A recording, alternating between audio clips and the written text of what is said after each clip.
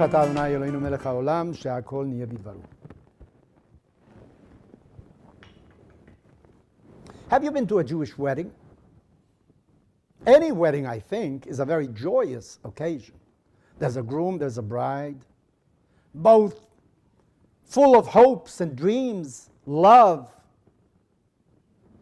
But in a Jewish wedding, I want you to know that, of course, without a groom and a bride, you can't have a wedding. But you also need witnesses. They're very important because in the case of a wedding, the witnesses not only bear witness, they are an integral part of the event. I don't want to delve into this. I just want you to know that without witnesses, we can't have a Jewish wedding. And the Jewish wedding, there's somebody who performs it and recites blessings. Our blessings are usually very short. But there's one blessing at the end of the ceremony that is rather long. It speaks about sason simcha, which means joy, happiness.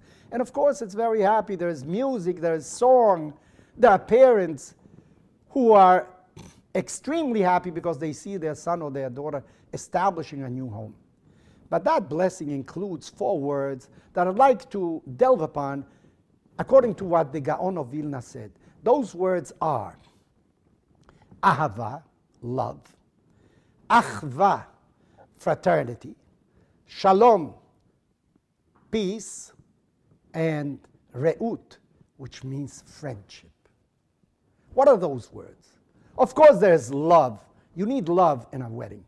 But the kind of love in Hebrew means something else. Ahava, the word for love in Hebrew, comes from yahiv, to give. You know what it means to love somebody? It means to give him. According to Rabbi Akiva, what is the most important sentence in the Bible? Ve'ahavta lereacha kamocha. You have to give to your friend. You have to give to the other as if it was you yourself. The groom has to give to the bride has to give to the groom. This is one of the things that marriage is based upon. Of course, at that moment, there is no giving. The giving is for the future. Your life as a married couple has to be based on this ahava. But it also has to be based on achva. What is achva? I said fraternity. The word ach means brother. So that it's not that your spouse is like your brother, your wife is like your sister. No.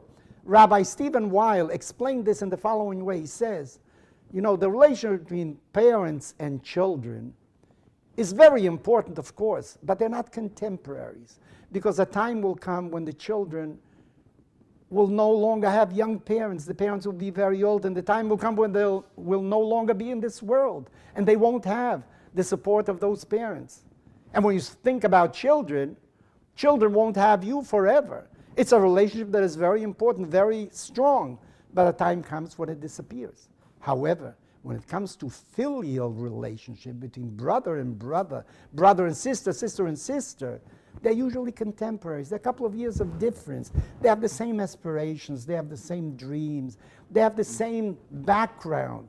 They see the same society. So a husband and wife should not be a relationship between father and child. It should be real, like brothers who are contemporaries and who have many, many things in common. So this isn't something for this moment. This is something that you have to build upon as the years pass by. What is shalom? The third ingredient is peace. Well, it says, actually, we're not complete. Every one of us are not perfect in everything. Maybe we have our deficiencies, of course. I will fill in your voids. You are going to fill in my voids. We're going to complement each other. We're not going to be at war with each other. To the contrary. What you need, I will provide. What I need, you will provide. So this isn't something for this moment. This is for the rest of our lives. We have to be shalem. Where I am deficient, you are going to contribute. Where I need something, you are going to contribute. Where you need something, I will give. And finally, there is re'ut, which is friendship. You know, we have many friends. But really, true friends may be a few, really. But your most important friend, you have to know, is going to be your wife. Your husband is going to be your closest friend next to you. And this isn't something for the moment again. This is something that you have to build upon for the rest of your life. You have to have ahava, you have to give. You have to have achva, you have to have filial relationship. You have to have shalem, you have to complete each other. You have to have re'ut, you have to have friendship. How many years are you married? 5 years, 10 years, you're not married yet? Remember, marriage is a lifelong adventure. You had a ceremony of sason v'simcha, happiness, joy. That was momentaneous. That was one moment. But the rest of your life has to be built. And this is what the Vilna Gaon meant. You have to build upon these 4 principles, and you certainly will have a very good marriage and many, many years of happiness together with your spouse.